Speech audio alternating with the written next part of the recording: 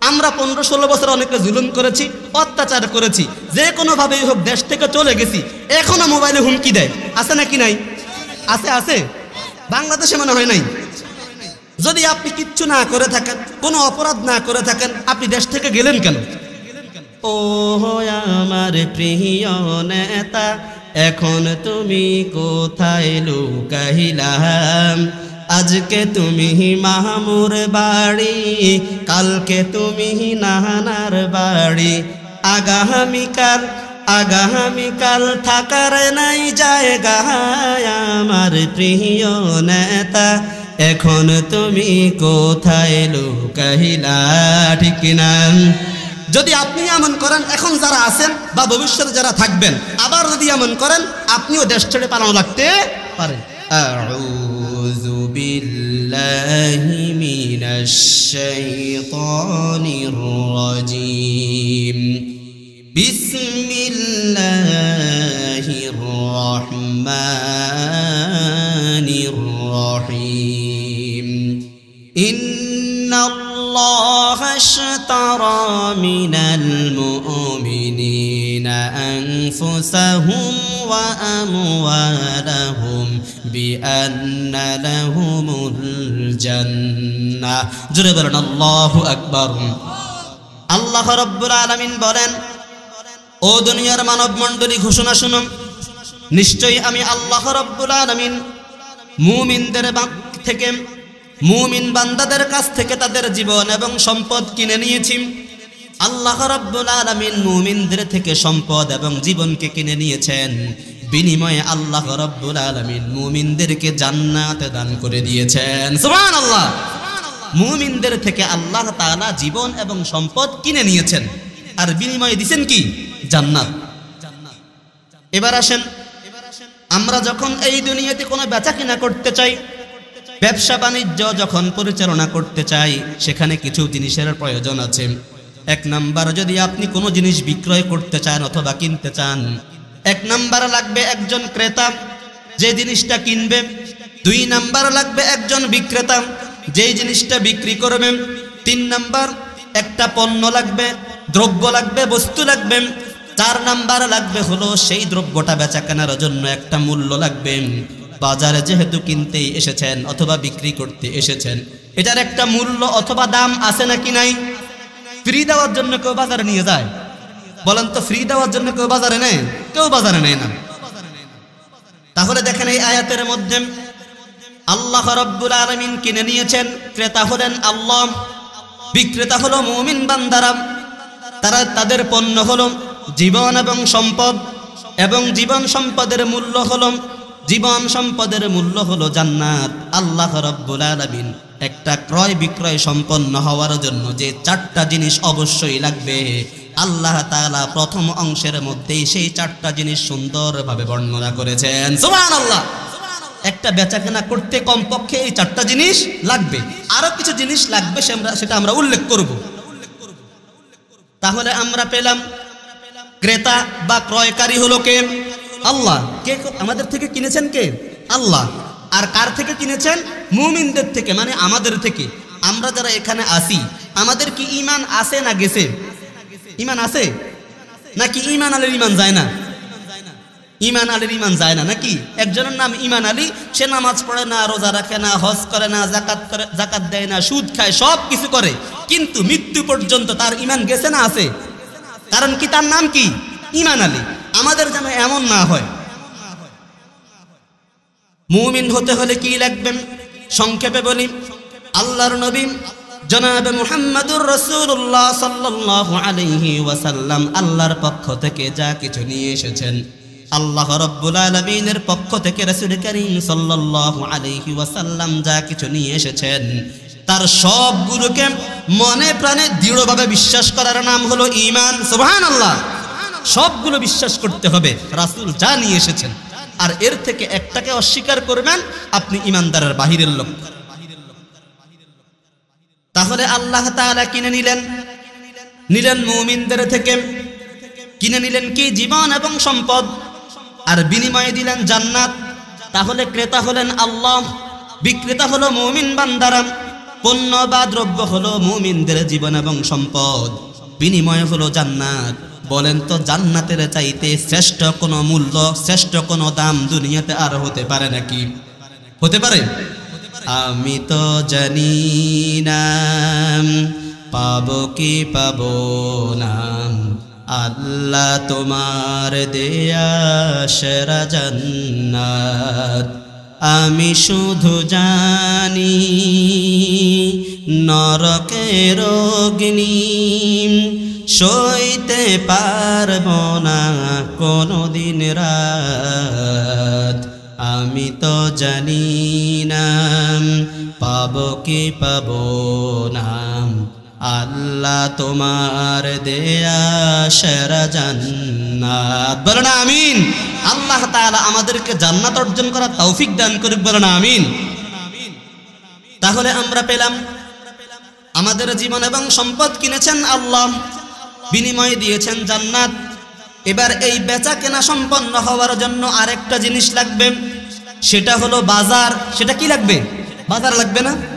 আপনি যদি আপনার ঘরেও জিনিসটা বিক্রি করেন সেটাই তখন বাজার। ক্রেতা বিক্রেতা, মূল্য, দ্রব্য সবকিছু আছে। তার মানে আপনি আপনার বেচা কেনাটা যদি ঘরের মধ্যে করেন, পরানপুর বাজারে নিয়ে করেন, বেরনাইয়া বাজারে করেন, যেখানেই করেন, ওটাই তখন কি হবে? বেচা কেনার জন্য বাজার হয়ে যাবে। এই যে আপনি জীবন সম্পদ বিক্রয় করে দিলেন, আল্লাহ রাব্বুল আলামিন আপনার কাছ থেকে ক্রয় করে নিলেন। এবার আল্লাহ রাব্বুল আলামিন বলতেছেন, ও বান্দারা শোনো, তোমাদেরকে যে জান্নাত দিব জীবন এবং সম্পদের বিনিময়ে, তার জন্য একটা বাজার লাগবে। এই বাজারটা কি শুনে নাও। ইউকাতিলুনা ফি সাবিলিল্লাহি ফায়াকতুলুনা ওয়া ইউকতালুন। যেই সমস্ত মুমিনদের থেকে আমি আল্লাহ রাব্বুল আলামিন জীবন এবং সম্পদ কিনে নিয়েছি, তাদের জন্য বাজার হলো আল্লাহর রাস্তায় যুদ্ধ করা, জিহাদের ময়দান। সুবহানাল্লাহ। ঘরে বসে জিহাদ করা যাবে? বাজার তালাশ করতে হবে। এই বাজার তালাশ করেছিলেন সাহাবায়ে কেরাম রিদওয়ানুল্লাহি তাআলা আলাইহিম আজমাইন। যেমন রাসূল করিম সাল্লাল্লাহু আলাইহি ওয়াসাল্লাম যখন বদর যুদ্ধের ঘোষণা দিলেন, আল্লাহর নবী জনাবে মুহাম্মদুর রাসূলুল্লাহ সাল্লাল্লাহু আলাইহি ওয়াসাল্লাম মক্কার কাফেরদের ষড়যন্ত্রের শিকার হয়ে আল্লাহর নির্দেশে মক্কা থেকে মদিনায় চলে আসলেন। মদিনায় সুন্দরভাবে বসবাস করছেন, কিন্তু মক্কার লোকদের বিষয়টা সহ্য হচ্ছে না। তারা মুহাম্মদকে মদিনায় শান্তিতে থাকতে দিবে না, চেষ্টা করবে মদিনায় বিশৃঙ্খলা করার জন্য। বলেন তো আমাদের দেশেও মাঝে মধ্যে বিশৃঙ্খলা আছে নাকি নাই? আছে, আছে। আজকে 2 দিন ধরে অটোওয়ালারা ঢাকা শহর বন্ধ করে দিচ্ছেন, অথচ এই অটোওয়ালারা গত 15 বছর একদিনও মুখ খুলতে পারে নাই। এমন পরিস্থিতি গেছে নাকি যায় নাই? গত 15 বছরে একদিনও কি করতে পারে নাই? মুখ খুলতে পারে নাই। এখন একটু সুযোগ পাইছে, কোনো কাজ নাই। মনে করেন বাসায় 10-15 জন বসে আছে, 10-15 জন চিন্তা করছে কোনো কাজ নাই, তো চলেন একটু শাহবাগে আন্দোলন করে আসি। পরিবেশটা এমন হয়েছে, কোনো কাজ নাই, বন্ধু বান্ধবরা বসে আছে, তো ভাই কোনো কাজ যেহেতু নাই, চলেন একটু শাহবাগে যেয়ে মিছিল টিছিল করে আসি, আন্দোলন করে আসি। আল্লাহর নবী জনাবে মুহাম্মদুর রাসূলুল্লাহ সাল্লাল্লাহু আলাইহি ওয়াসাল্লাম যখন মদিনায় চলে আসলেন, এবার আল্লাহর নবী যেভাবেই হোক জানতে পারলেন মক্কার কাফেররা মদিনা রাষ্ট্রের বিরুদ্ধে ষড়যন্ত্র করছেন, তারা যুদ্ধের জন্য প্রস্তুতি গ্রহণ করছে। রাসূল করিম সাল্লাল্লাহু আলাইহি ওয়াসাল্লাম দেখলেন মদিনা নামক নতুন ইসলামী রাষ্ট্র, মুসলমানদের তেমন অস্ত্রশস্ত্র কিছুই নাই, জনবল নাই, জনকাঠামো নাই, কিছুই নাই। তাহলে আমরা কিভাবে প্রতিরোধ করতে পারি? আল্লাহর নবী এবার সাহাবীদেরকে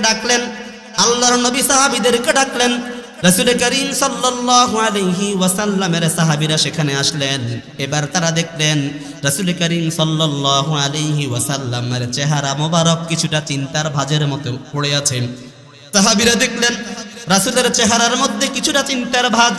কেননা রাসূল চিন্তা করলেন, মাত্রই মুসলমানরা মক্কা থেকে মদিনায় আসলো, তাদের ধন সম্পদ, স্ত্রী পরিবার পরিজন ছেড়ে চলে আসলো। এই অবস্থায় যদি যুদ্ধের ঘোষণা দেই, বিষয়টা কেমন যেন হয়ে যায়। রাসূল করিম সাল্লাল্লাহু আলাইহি ওয়াসাল্লাম যেহেতু নিজের পক্ষ থেকে কোনো কিছুই বলেন না, রাসূল যা কিছু বলেন সবকিছু কার পক্ষ থেকে বলেন? জোরে বলেন, কার পক্ষ থেকে? আল্লাহ তাআলা বলেন, ওয়ামা ইয়ানতিকু আনিল হাওয়া ইন হুয়া ইল্লা ওয়াহয়ুন ইউহা। আমার নবী নিজের থেকে বানিয়ে একটি শব্দ উচ্চারণ করেন না, শুধুমাত্র আল্লাহ রাব্বুল আলামিন আমার নবীকে যা কিছু বলতে বলেন আল্লাহ রাব্বুল আলামিন রাসূল সেই ওহীর অনুসরণ করেই কথা বলে থাকেন। সুবহানাল্লাহ। নিজের থেকে বানায় একটা কথাও বলে না। তার মানে যখন যুদ্ধের ঘোষণা এসেছে, বলেন তো তাহলে যুদ্ধের ঘোষণা কার পক্ষ থেকে এসেছে? আল্লাহ রাব্বুল আলামিনের পক্ষ থেকে যুদ্ধের ঘোষণা যখন চলে আসলো, রাসূল করিম সাল্লাল্লাহু আলাইহি ওয়াসাল্লাম সাহাবীদের কাছে বিষয়টা নিক্ষেপ করলেন, থ্রো করলেন। ও আমার সাহাবীরা শুনো, মদিনা নামক ছোট্ট এই রাষ্ট্রের মধ্যে আমরা তো খুব সুখে শান্তিতেই বসবাস করছিলাম, এখন শুনতেছি মক্কার লোকেরা মদিনায় আক্রমণ করবে। তাহলে কি করা যায় বলো? আমরা যে বলছি বেচা কেনার জন্য বাজার প্রয়োজন, দেখেন সাহাবায়ে কেরাম কিভাবে বাজার খুঁজেছেন। রাসূল করিম সাল্লাল্লাহু আলাইহি ওয়াসাল্লাম যখন বদর যুদ্ধের ঘোষণা দিলেন, হযরত মিকদাদ রাদিয়াল্লাহু তাআলা আনহু দেখলেন রাসূলের চেহারার মধ্যে কিছুটা চিন্তার ভাঁজ। এবার রাসূল সাল্লাল্লাহু আলাইহি ওয়াসাল্লামের এই চিন্তাকে দূর করার জন্য হযরত মিকদাদ রাদিয়াল্লাহু তাআলা আনহু দাঁড়িয়ে গেলেন। সুবহানাল্লাহ। মিকদাদ রাদিয়াল্লাহু তাআলা আনহু রাসূল করিম সাল্লাল্লাহু আলাইহি ওয়াসাল্লামকে আশ্বস্ত করলেন, হে রাসূল, ইন্না লা নাকুলু কামা ক্বালা বানু ইসরাঈল লিমূসা আলাইহিস সালাম। হে আল্লাহর নবী জনাবে মুহাম্মদুর রাসূলুল্লাহ সাল্লাল্লাহু আলাইহি ওয়াসাল্লাম, আমরা আপনাকে সেই কথার মতো বলবো না যেভাবে করে মূসা এবং তার জাতির লোকেরা বলেছিল। মূসা আলাইহিস সালামের জাতির লোকেরা বলল আমরা যুদ্ধ করতে চাই। এবার যখন আল্লাহর পক্ষ থেকে যুদ্ধ আসলো, তখন এই সমস্ত লোকেরা বলল, ইযহাব আনতা ওয়া রাব্বুকা ফাকাতিলা ইন্না হাহুনা কাঈদুন। ও মূসা, তুমি আর তোমার আল্লাহ গিয়ে যুদ্ধ করো, আমরা এখানে বসে থাকি। নাউজুবিল্লাহ বললেন, যুদ্ধ করবে, আমাদের অবস্থা এর কি এমন? জিহাদ জিহাদ জিহাদ চাই, লাঠি দেখলে আর আমরা নাই। মূসা আলাইহিস সালামের জাতির লোকেরাও এমনটা বলেছিল। হযরত মিকদাদ রাদিয়াল্লাহু তাআলা আনহু রাসূলকে আশ্বস্ত করলেন, হে রাসূল, যতক্ষণ পর্যন্ত আমাদের এই দেহে প্রাণ আছে ততক্ষণ পর্যন্ত আমরা আপনার সাথে ইসলামের জন্য যুদ্ধ করে যাব। সুবহানাল্লাহ। এবার রাসূল করিম সাল্লাল্লাহু আলাইহি ওয়াসাল্লাম আরেকটি ঘোষণা দিলেন। দেখলেন যে সাহাবীদের মনোবল ভালো। এবার রাসূল বললেন, যেই সমস্ত লোকেরা এই যুদ্ধে গিয়ে, বদর যুদ্ধে গিয়ে যেই সমস্ত লোকেরা সাহাবা যেই সমস্ত শহীদরা শহীদ হয়ে যাবে, মৃত্যুবরণ করবে, আমি মুহাম্মদ সার্টিফিকেট দিচ্ছি ওই ব্যক্তিকে আল্লাহ রাব্বুল আলামিন আকাশ এবং জমিনের সমান জান্নাতের মালিক বানিয়ে দিবেন। সুবহানাল্লাহ। এই কথা শোনার পর হযরত উমাইর রাদিয়াল্লাহু তাআলা আনহু চিন্তা করলেন, যেহেতু আল্লাহ রাব্বুল আলামিনের আয়াত, ইন্নাল্লাহা আশতারা মিনাল মুমিনিনা আনফুসাহুম ওয়া আমওয়ালাহুম বিআন্না লাহুমুল জান্নাহ। আল্লাহ তাআলা মুমিনদের থেকে জীবন এবং সম্পদকে কিনে নিয়েছেন, বিনিময়ে দিয়ে দিয়েছেন জান্নাত। উমাইর রাদিয়াল্লাহু তাআলা আনহু হাতের মধ্যে কিছু খেজুর খাচ্ছিলেন। উমাইর রাদিয়াল্লাহু তাআলা আনহু, বুখারীর হাদিস, ফারামা বিহিন্না, আল্লাহর নবীর প্রিয় সাহাবী উমাইর রাদিয়াল্লাহু তাআলা আনহু রাসূলের এই ঘোষণা যখন শুনলেন, আকাশ এবং জমিনের প্রশস্ততার সমান আল্লাহ রাব্বুল আলামিন জান্নাত দান করবেন, সঙ্গে সঙ্গে উমাইর রাদিয়াল্লাহু তাআলা আনহু হাতের খেজুরগুলোকে নিক্ষেপ করে ফেলে দিলেন। সুবহানাল্লাহ।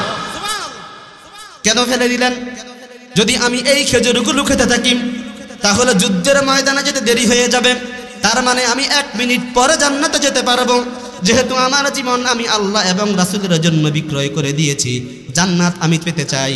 সুতরাং উমাইর রাদিয়াল্লাহু তাআলা আনহু চিন্তা করলেন, খেজুরগুলো খাওয়ার আর সময় নাই। সঙ্গে সঙ্গে যুদ্ধের ময়দানে ঝাঁপিয়ে পড়লেন এবং শহীদ হলেন। আল্লাহর নবী জনাব মুহাম্মদুর রাসূলুল্লাহ সাল্লাল্লাহু আলাইহি ওয়াসাল্লাম যুদ্ধ শেষে ঘোষণা দিলেন, ও উমাইর, যেই যুদ্ধের জন্য, যেই জান্নাত অর্জন করার জন্য তুমি খেজুরগুলো পর্যন্ত খাওয়ার সময় পাও নাই, আমি মুহাম্মদ সাক্ষ্য দিয়ে দিচ্ছি আল্লাহ রাব্বুল আলামিন তোমাকে সেই জান্নাতের মালিক বানিয়ে দিয়েছেন। সুবহানাল্লাহ। এই হলো জান্নাত। সাহাবীরা এভাবে বাজার খুঁজেছেন। বদর যুদ্ধের আরেকটি ঘটনা, রাসূল করিম সাল্লাল্লাহু আলাইহি ওয়াসাল্লাম বদর যুদ্ধের দিন সৈন্যবাহিনী প্রস্তুত করছেন, সৈন্যবাহিনী রেডি করতেছেন। তার মধ্যে দুইটা ভাই হযরত মুআয এবং মুআওয়াজ রাদিয়াল্লাহু তাআলা আনহু, ছোট্ট দুইটা ভাই ছিলেন, আপন ভাই ছিলেন। একজন একটু সাইজে ঠিক আছে, আর একজন বেশি ছোট হয়ে যায়। রাসূল করিম সাল্লাল্লাহু আলাইহি ওয়াসাল্লাম একজনকে যুদ্ধে যাওয়ার অনুমতি দিলেন, অন্যজনকে অনুমতি দিলেন না। ছোট হওয়ার কারণে অনুমতি দিলেন না। এবার ছোট ভাই বড় ভাইয়ের কাছে আবদার করে, ভাই তুমি কি একা জান্নাতে যেতে চাও নাকি আমাকে তুমি জান্নাতে নিবা না? এই বদর যুদ্ধে গিয়ে যদি তুমি শহীদ হয়ে যাও তাহলে তুমি জান্নাতে প্রবেশ করে ফেলবা। আমি ছোট ভাই হয়ে কি দুনিয়াতে পড়ে থাকবো নাকি? আমিও তোমার সাথে জান্নাতে যেতে চাই। সুবহানাল্লাহ। মুআয রাদিয়াল্লাহু তাআলা আনহু দেখলেন ছোট ভাই যাওয়ার জন্য জোরাজুরি করছে। রাসূল করিম সাল্লাল্লাহু আলাইহি ওয়াসাল্লামের কাছে গিয়ে দুই ভাই বললেন যে, হে রাসূল, আমরা দুই ভাই যুদ্ধে যেতে চাই। রাসূল বললেন, এক ভাই যেতে পারবে, আর এক ভাই যেতে পারবে না, যেহেতু সাইজে ছোট হবে না। জোরাজুরি করার কারণে রাসূল করিম সাল্লাল্লাহু আলাইহি ওয়াসাল্লাম বললেন, ঠিক আছে, তোমাদের দুই ভাইয়ের মধ্যে কুস্তি হবে, যে শক্তিতে বিজয়ী হবে সে ব্যক্তি যুদ্ধে যাবে, আর আরেকজন যেতে পারবে না। এবার ছোট ভাই বড় ভাইয়ের কাছে আবদার করলো, ভাই তুমি তো আমার সাথে শক্তিতে অবশ্যই জিতে যাইবা, তুমি যেহেতু সাইজে ঠিক আছো, তুমি এমনিতেই জান্নাতে যেতে পারবা, তার মানে যুদ্ধে যেতে পারবা। কিন্তু আমি তো ছোট, আমার শক্তি কম, আমি তোমার চেয়ে দুর্বল, তুমি কি আমাকে জান্নাতে নিতে চাও না? সুবহানাল্লাহ বললেন না? রাসূলের সাহাবীদের এমন আগ্রহ ছিল। ছোট্ট ভাই যখন এভাবে আবদার করল, কুস্তি খেলার মধ্যে বড় ভাই ছোট ভাইয়ের কাছে হেরে গেল। সুবহানাল্লাহ বললেন না? বড় ভাই ছোট ভাইয়ের কাছে কি করলো? হেরে গেল। আল্লাহর নবী মুহাম্মদ সাল্লাল্লাহু আলাইহি ওয়াসাল্লাম দেখলেন যে ছোট ভাই বড় ভাইয়ের কাছে, ছোট ভাই বড় ভাইকে হারিয়ে দিচ্ছে কুস্তির মধ্যে। রাসূল করিম সাল্লাল্লাহু আলাইহি ওয়াসাল্লাম তো জানেন, তারপরেও একটা কৌশল অবলম্বন করলেন। দেখলেন যে হচ্ছে দুই ভাই যুদ্ধে যাওয়ার জন্য এত প্রস্তুত, রাসূল সাল্লাল্লাহু আলাইহি ওয়াসাল্লাম দুই ভাইকে বদর যুদ্ধে যাওয়ার জন্য অনুমতি দিয়ে দিলেন। এবার দুই ভাই যুদ্ধের ময়দানে গেল। আমরা যে বলছি ইমানদার হতে হলে আপনার জীবন এবং সম্পদ আল্লাহর জন্য বিক্রয় করে দিবেন, বিনিময়ে আল্লাহর কাছ থেকে জান্নাত নিয়ে নিবেন। আমরা যে এই ঘোষণা দিয়েছি এমনিই দেই নাই, কেন আপনি কোথায় আপনার জীবন সম্পদ দান করবেন? আল্লাহ রাব্বুল আলামিন পরের অংশের মধ্যে বলেছেন, ইউকাতিলুনা ফি সাবিলিল্লাহি ফায়াকতুলুনা ওয়া ইউকতালুন। যেই সমস্ত মুমিন বান্দারা আমি আল্লাহ রাব্বুল আলামিনের দ্বীনকে বিজয় করার জন্য, ইসলামকে দুনিয়ার বুকে প্রতিষ্ঠিত করার জন্য যুদ্ধ করেন, যুদ্ধ করতে করতে হয়তো তারা মানুষকে মারে, আবার কখনো কখনো মারতে মারতে যখন আর সুযোগ থাকে না, আল্লাহ রাব্বুল আলামিনের ওই বান্দারা নিজেরাই শহীদ হয়ে যায়। সুবহানাল্লাহ। মুআয রাদিয়াল্লাহু তাআলা আনহু বদর যুদ্ধের ময়দানে গেলেন। রাসূল করিম সাল্লাল্লাহু আলাইহি ওয়াসাল্লামের বিশিষ্ট সাহাবী আশারায়ে মুবাশশারার সদস্য আব্দুর রহমান ইবনে আউফকে জিজ্ঞাসা করলেন, চাচা বলেন তো এখানের মধ্যে আবু জাহেল কোনটা? যেই আবু জাহেল মুহাম্মদকে অনেক কষ্ট দিত, রাসূলকে অনেক কষ্ট দিত, জ্বালা যন্ত্রণা দিত, সেই আবু জাহেল কোনটা? আব্দুর রহমান ইবনে আউফ বলেন, ছোট্ট দুইটা ভাই যখন আমার কাছে এই কথা জিজ্ঞাসা করলো আমি অবাক হয়ে গেলাম। ছোট দুইটা ভাই আবু জাহেলকে দিয়ে কি করবে? আবু জাহেল হলো মক্কার কাফেরদের সেনাপতি, তাহলে কেন আবু জাহেলকে খুঁজতেছেন? বলতেছে যে আমরা আবু জাহেলের কাছ থেকে রাসূলকে নির্যাতনের প্রতিশোধ গ্রহণ করব। সুবহানাল্লাহ। অথচ সাইজে কি ছোট, বয়সে কম। আমরা ছোট, আমাদের গ্রাম্য ভাষায় বলি না ধান্নে মরিচ, ছোট মরিচ, কিন্তু কি বেশি? ঝাল বেশি। আব্দুর রহমান ইবনে আউফ রাদিয়াল্লাহু তাআলা আনহু বলেন, আমি দেখলাম যুদ্ধ যখন শুরু হয়ে গেল, মুআয এবং মুআওয়াজ রাদিয়াল্লাহু তাআলা আনহু আবু জাহেলের উপর এমন ভাবে ঝাঁপড়ে পড়লো, এমন ভাবে আঁকড়ে ধরলো, এমন ভাবে তাকে হেনস্থা করে ফেললো। ওই ছোট্ট দুই ভাইয়ের হাতেই মক্কার কাফেরদের সেই মহান নেতা আবু জাহেল বদরের ময়দানে একেবারে শেষ। সুবহানাল্লাহ। কিন্তু মানুষ কি ছোট। যুদ্ধ করতে করতে এই দুই ভাই শহীদ হয়ে গেল। এই দুই ভাইও যুদ্ধের ময়দানে শহীদ হয়ে গেল। রাসূল করিম সাল্লাল্লাহু আলাইহি ওয়াসাল্লাম এই দুইটি ভাইকে জান্নাতের পাখি হিসেবে ঘোষণা দান করে দিলেন। সুবহানাল্লাহ। এই দুইজন কি জান্নাতের পাখি। সুতরাং এই দুনিয়ার বুকেই খালি সুখ নয়, বলেন তো সকল সুখ কোথায়? জান্নাতে। মায়া ঘেরা রঙিন পৃথিবী নয় তো সুখের খনি, মায়া ঘেরা রঙিন পৃথিবী নয় তো সুখের খনি। জান্নাত চির সুখেরি ঘর, জান্নাত চির সুখেরি ঘর, যদি জানতে ওগো তুমি মায়া ঘেরা রঙিন পৃথিবী নয় তো সুখের খনি। ঠিক কিনা? সকল সুখ কোথায়? জান্নাতে। তাহলে বদর যুদ্ধের ময়দানে রাসূল করিম সাল্লাল্লাহু আলাইহি ওয়াসাল্লামের সাহাবীরা স্বতঃস্ফূর্তভাবে অংশগ্রহণ করলেন, যুদ্ধের ময়দানে শহীদ হলেন, অনেকেই শহীদ হয়ে গেলেন। 14 জন সাহাবী শহীদ হয়েছেন বদরের যুদ্ধের ময়দানে। এবার উহুদ যুদ্ধের ময়দানে আল্লাহর নবী জনাবে মুহাম্মদুর রাসূলুল্লাহ সাল্লাল্লাহু আলাইহি ওয়াসাল্লাম নিজে সেনাপতির দায়িত্ব পালন করেছেন। উহুদ যুদ্ধের দিন রাসূল করিম সাল্লাল্লাহু আলাইহি ওয়াসাল্লামের মাথার মধ্যে লোহার হেলমেট ঢুকে গেল, রাসূলের দাঁত মুবারক শহীদ হয়ে গেল। আল্লাহর নবী জনাবে মুহাম্মদুর রাসূলুল্লাহ সাল্লাল্লাহু আলাইহি ওয়াসাল্লাম বেহুশ হয়ে পড়ে গেলেন। জিবরাইল এসে বললেন, হে রাসূল, জিবরাইল এসে বললেন, হে রাসূল, আপনি শুধু একবার বলেন, দুই পাশ থেকে উহুদের ময়দানটাকে চাপা দিয়ে শেষ করে দেই। আল্লাহর নবী তখন বললেন, আল্লাহুম্মা গফির লিকাওমি ফাইন্নাহুম লা ইয়ালামুন। ইয়া রাব্বাল আলামিন, আপনি যদি আমার এই জাতিকে ধ্বংস করে দেন তাহলে আমি কার কাছে দিনের দাওয়াত দিব? হে আল্লাহ, আপনি দয়া করে আমার এই জাতিকে একেবারেই ক্ষমা করে দেন। সুবহানাল্লাহ। এরকম ক্ষমার আদর্শকে আমরা দেখাইতে পারবো? কোত্থেকে পারবো? আমরা 15-16 বছর অনেকে জুলুম করেছি, অত্যাচার করেছি, যে কোনোভাবেই হোক দেশ থেকে চলে গেছি। এখনো মোবাইলে হুমকি দেয়, আছে নাকি নাই? আছে, আছে। বাংলাদেশে মনে হয় নাই। যদি আপনি কিচ্ছু না করে থাকেন, কোনো অপরাধ না করে থাকেন, আপনি দেশ থেকে গেলেন কেন? ও আমার প্রিয় নেতা, এখন তুমি কোথায় লুকাইলা? আজকে তুমি মাহমুর বাড়ি, কালকে তুমি নাহানার বাড়ি, আগামীকাল থাকার নাই জায়গা। আমার প্রিয় নেতা, এখন তুমি কোথায় লুকাইলা? ঠিক না? যদি আপনি এমন করেন, এখন যারা আছেন বা ভবিষ্যতে যারা থাকবেন, আবার যদি এমন করেন, আপনিও দেশ ছেড়ে পালানো লাগতে পারেন। অতএব মানুষের প্রতি জুলুম করবেন না। তাহলে বলছিলাম, রাসূল করিম সাল্লাল্লাহু আলাইহি ওয়াসাল্লাম উহুদের ময়দানে গেলেন, নিজে রক্তাক্ত হলেন। তারপর রাসূল করিম সাল্লাল্লাহু আলাইহি ওয়াসাল্লাম ওই সমস্ত লোকদেরকে ক্ষমা করে দিলেন। সেই উহুদের ময়দানে রাসূল করিম সাল্লাল্লাহু আলাইহি ওয়াসাল্লাম যখন রক্তাক্ত হয়েছেন, হযরত তালহা রাদিয়াল্লাহু তাআলা আনহু রাসূল করিম সাল্লাল্লাহু আলাইহি ওয়াসাল্লামকে চারপাশ থেকে ঘেরাও করে রেখেছেন। উহুদ যুদ্ধ শেষ হওয়ার পর দেখা গেল শুধুমাত্র তালহা রাদিয়াল্লাহু তাআলা আনহুর শরীরের মধ্যে 70 থেকে 73টা তীরের আঘাত পাওয়া গিয়েছে। সুবহানাল্লাহ। 70 থেকে 73টা। এজন্য রাসূল করিম সাল্লাল্লাহু আলাইহি ওয়াসাল্লাম বললেন, তালহা হলো এই যুগের জীবন্ত শহীদ। সুবহানাল্লাহ বললেন না?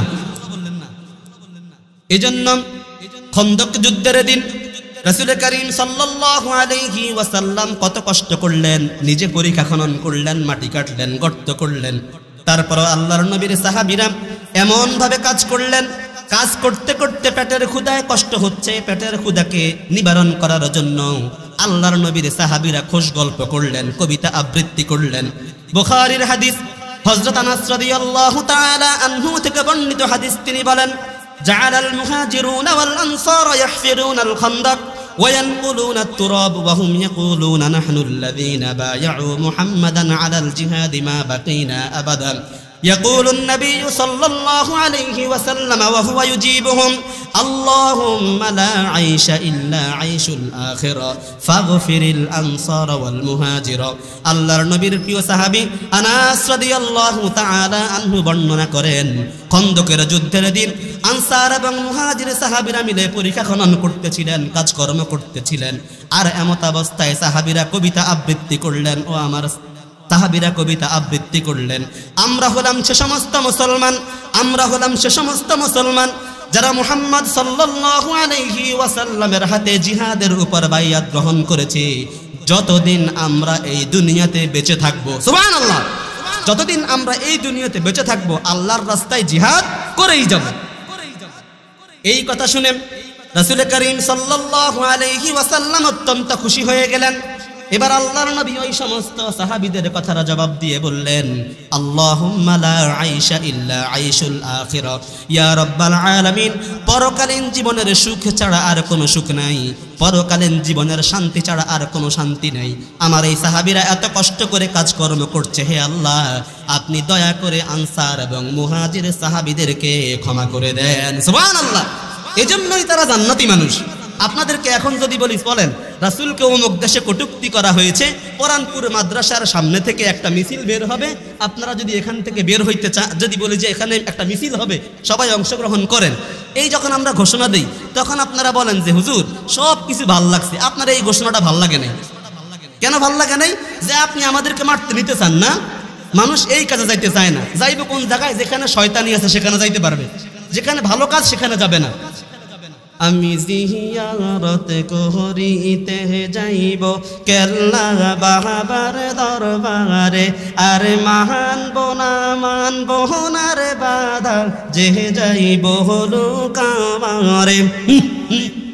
নারায়ে তাকবীর, নারায়ে তাকবীর, নারায়ে তাকবীর। প্রধান মুফাসসিরের আগমন, প্রধান মুফাসসিরের আগমন, প্রধান মুফাসসিরের পক্ষ থেকে, এলাকাবাসীর পক্ষ থেকে নারায়ে তাকবীর। সম্মানিত উপস্থিতি, পরবর্তী আলোচক চলে এসেছে। সংক্ষেপে বলি, এই যে আমরা জান্নাত আল্লাহ তাআলা আমাদেরকে দিবে, আমাদের জীবন এবং সম্পদ নিয়ে নিয়েছেন, আল্লাহ তাআলা আমাদেরকে জান্নাত যে দিবেন, এই জান্নাতের কথা এটার সিএস আরএস বিএস খতিয়ান ঠিক আছে কিনা দেখতে হবে না? কোরআন বলছে ওয়াদান আলাইহি হাক্কান ফিত তাওরাতি ওয়াল ইনজিলি ওয়াল কোরআন। এই যে সিএস আরএস বিএস সর্বশেষ বাংলাদেশ সার্ভে নাকি হুজুর, এই যে বাংলাদেশ সার্ভে চলে, দেখেন কোরআনও বলছে তোমাদেরকে আমি জান্নাত দিব, এটা সিএস মানে তাওরাত। যদি আরএস ইনজিল, সর্বশেষ বিএস কোরআন মাজিদেও এই ওয়াদা আমি করে দিয়েছি। সুবহানাল্লাহ। এবার আপনি যদি বেচাকেনা করতে চান আল্লাহর সাথে, তাহলে আল্লাহ তাআলা আপনাকে কি দান করবেন? জান্নাত দান করবেন। এবার আপনি যে বাজারের জিনিসটা নিয়ে গেলেন, আপনার বলেন তো বাজারে যত মানুষ মালামাল নিয়ে যায়, সবার মালামাল কি বিক্রি হয়? সবার মালামাল বিক্রি হবে না। সেই মালামালগুলো বিক্রি হওয়ার জন্য কয়টি বৈশিষ্ট্য থাকা লাগবে? 1 মিনিটে বলে দেই। আল্লাহ রাব্বুল আলামিন কোরআনুল কারীমের সূরাতুত তাওবার 112 নম্বর আয়াতের মধ্যে যেই সমস্ত মালামাল আল্লাহর কাছে বিক্রি হবে, যেই সমস্ত মুমিনদের জীবন এবং সম্পদ আল্লাহর কাছে বিক্রি হবে, তাদের 9টি বৈশিষ্ট্যের কথা বর্ণনা করেছেন। আল্লাহ তাআলা বলেন, التائبون العابدون الحامدون السائحون الراكعون الساجدون الآمرون بالمعروف والناهون عن المنكر والحافظون لحدود الله وبشر المؤمنين। بلن الله أكبر। আল্লাহ রাব্বুল আলামিন বললেন, তোমরা শুধুমাত্র জীবন এবং সম্পদ বাজারে বিক্রি করতে চাইলেই আমি আল্লাহ তাআলা কিনব না। সেই মালামাল তার কিছু বৈশিষ্ট্য গুণাগুণ থাকা লাগবে। সেই বৈশিষ্ট্যগুলোর মধ্যে 1 নম্বর বৈশিষ্ট্য হলো তারা মুমিন বান্দারা আল্লাহর কাছে তাওবাকারী হবে, 2 নম্বর আল্লাহর ইবাদতকারী হবে, 3 নম্বর আল্লাহর প্রশংসাকারী হবে, 4 নম্বর রোজা পালনকারী হতে হবে, 5 নম্বর রুকুকারী হবে, 6 নম্বর সেজদাকারী হবে, 7 নম্বর হলো সব সময় সৎ কাজের আদেশ দিতে হবে এবং মন্দ কাজ, 8 নম্বর হলো মন্দ কাজ থেকে নিষেধকারী হবে, 9 নম্বর হলো আল্লাহ রাব্বুল আলামিন যেখানে যা বিধান দিয়েছেন, যেখানে যা সীমারেখা দিয়েছেন, সেই সীমারেখা অনুযায়ী যারা জীবন যাপন করবে সেই সমস্ত লোকদের জীবন এবং সম্পদ আল্লাহ কিনে নেবেন এবং মরণের পর, মৃত্যুর পর আল্লাহ তাআলা তাদেরকে জান্নাত দান করে দিবেন। সুবহানাল্লাহ। তাহলে আপনি বাজারে জিনিস নিয়ে গেলেই কি সবার বেচা কেনা হয়? পচা মাল আছে না দেশে? আপনার ঈমান যদি নয় হয়, আপনার ঈমান যদি প্রকৃতপক্ষে ঈমান না হয়, আপনার এই ঈমান আল্লাহর বাজারে বিক্রি হবে না। সুতরাং আল্লাহ তাআলা তখন আপনার এই মালামাল কিনবেন না, আপনাকে জান্নাতও দিবেন না যদি আপনি এই 9টা বৈশিষ্ট্য অর্জন করতে পারেন। এবার আল্লাহ বললেন ওয়াবাশশিরিল মুমিনিন, এই সমস্ত মুমিনদেরকে আপনি জান্নাতের সুসংবাদ দিয়ে দিন।